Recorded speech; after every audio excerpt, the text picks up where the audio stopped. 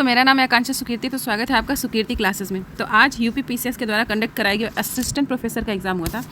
तो उसके जो शुरुआत के 30 क्वेश्चन जीएस बेस्ड पूछे जाते हैं, वो आगे भावी आने वाले एग्जाम्स में सभी एग्जाम्स के लिए बहुत ज़्यादा इंपॉर्टेंट है। तो उनका आज मैं आंसर लेकर आई हूँ।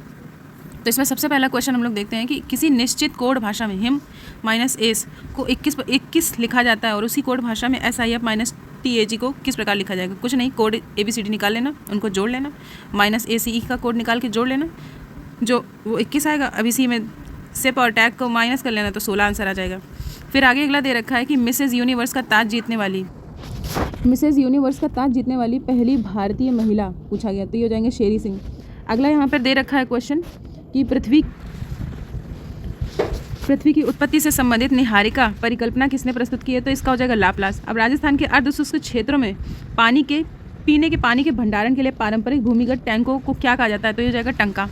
फिर आगे अगले क्वेश्चन की तरफ बढ़ते हैं। यहाँ पर दे रखा है कि यूनेस्को की अमूर्त सांस्कृतिक विरासत में हाल ही में किस भारतीय त्यौहार को शामिल किया गया, तो इसका हो जाएगा दीपावली। फिर अगला दे रखा है जब लेड नाइट्रेट पाउडर को एक क्वथन नली में गर्म किया जाता है तो भूरे रंग की जो फ्यूम निकलती है वो फ्यूम है NO2 की। फिर आगे दे रखा है स्वास्थ्य की परिभाषा को लेकर के, ये तो आगे आप लोग मेंस में भी कोट कर सकते हैं, तो इसको ध्यान से देखना, ठीक है। इसमें दे रखा है कि स्वास्थ्य की जो परिभाषा है संपूर्ण शारीरिक के साथ मानसिक और सामाजिक कल्याण की अवस्था के रूप में देखा जाता है, एक समग्र दृष्टिकोण के रूप में।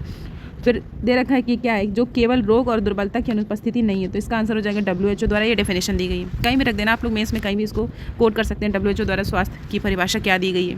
फिर अगले क्वेश्चन की तरफ हम लोग बढ़ते हैं। अगला दे रखा है दाराशिकोह के 52 उपनिषदों का फारसी में अनुवाद किस शीर्षक से किया गया, तो इसका हो जाएगा सिर अकबर।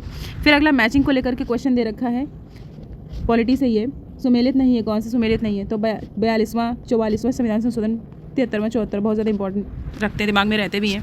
तो इसमें 42वां दे रखा है मौलिक कर्तव्य, तो सही हो जाएगा।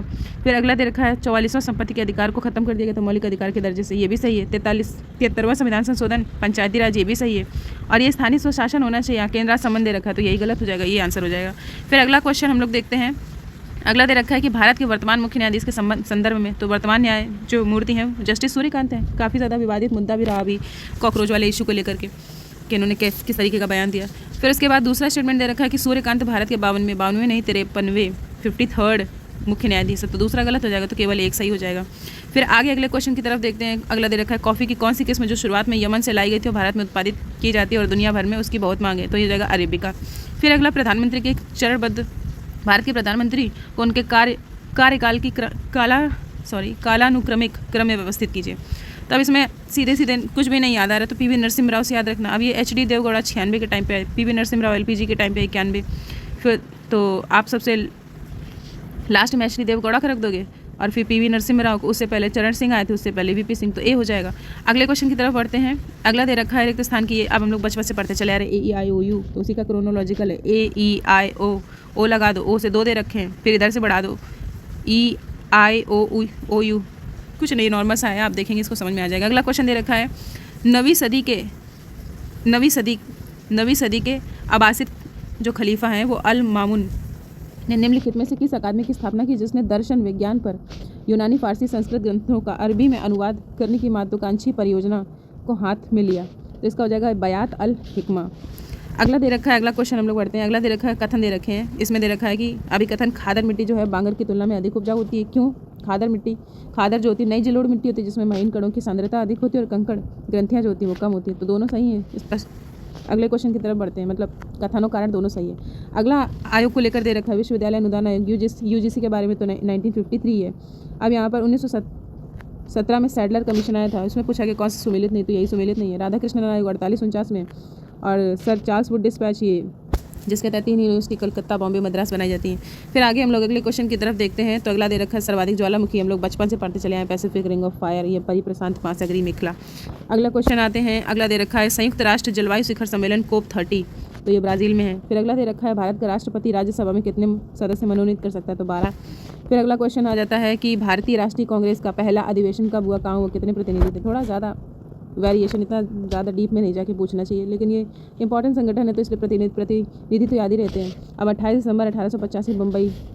फिर अगला क्वेश्चन की तरफ हम लोग देखते हैं। तो अगला दे रखा है सार्वजनिक ऋण के पुनर्भुगतान के लिए आजकल प्रयुक्त शब्दावली जिसे प्राथमिकता दी जाती है वह सार्वजनिक ऋण की वापसी, या इंग्लिश से देख लेना कि return of the public debt. फिर अगला क्वेश्चन दे रखा है कि ग्रीन हाउस गैस जो हरित गृह प्रभाव के लिए कौन सी गैस जिम्मेदार है, तो इसका हो जाएगा CO2।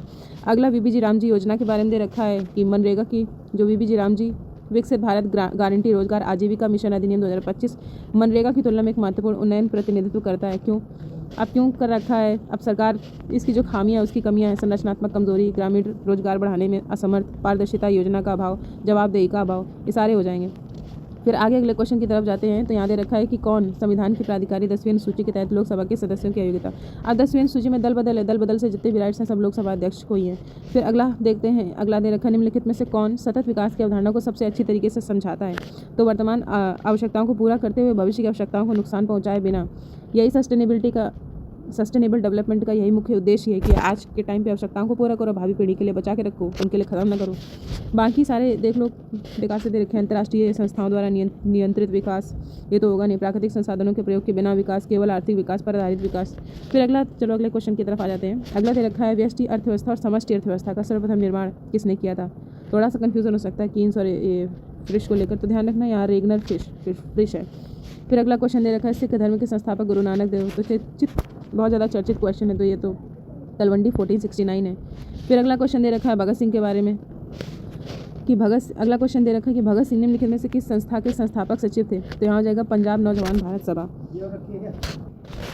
अगला यहाँ पर दे रखा है, अगला क्वेश्चन है अंतर्राष्ट्रीय अंतरिक्ष स्टेशन अभी बहुत ज़्यादा चर्चा में रहता है, शुभांशु शुक्ला गए थे एक्जिम मिशन के तहत, एक्जिम 4 के तहत। अगला क्वेश्चन दे रखा है कि भारतीय संविधान में संस्कृति और शिक्षा संबंधी अधिकार निम्न द्वारा प्रदान किया गया है, तो अनुच्छेद 29-30 का है। फिर आज का तो हमारा ये डिस्कशन कंप्लीट हुआ। आगे की भावी योजनाएं कुछ मैं आपको बताना चाहूँगी, जिसमें हम देखेंगे कि आपकी बहुत ज़्यादा डिमांड, मतलब काफ़ी ज़्यादा डिमांड के बाद इतिहास को लेकर हम लोग एक हिस्ट्री से ही ओरिएंटेड पूरा एक अलग ग्रुप ही लेकर आएंगे, मतलब अलग चैनल लेकर आएंगे। उसी में ही हिस्ट्री से जितने भी रिलेटेड एग्ज़ाम है, चाहे फिर वो UGC नेट का हो या फिर असिस्टेंट प्रोफेसर का हो या फिर TGT PGT से रिलेटेड कोई एग्ज़ाम हो, तो जितने भी हिस्ट्री से रिलेटेड ऑल ओवर जितने भी होलिस्टिक पूरा अप्रोच, उसमें हिस्ट्री से रिलेटेड पूरा वो चैनल ही हिस्ट्री पे बेस्ड रहेगा।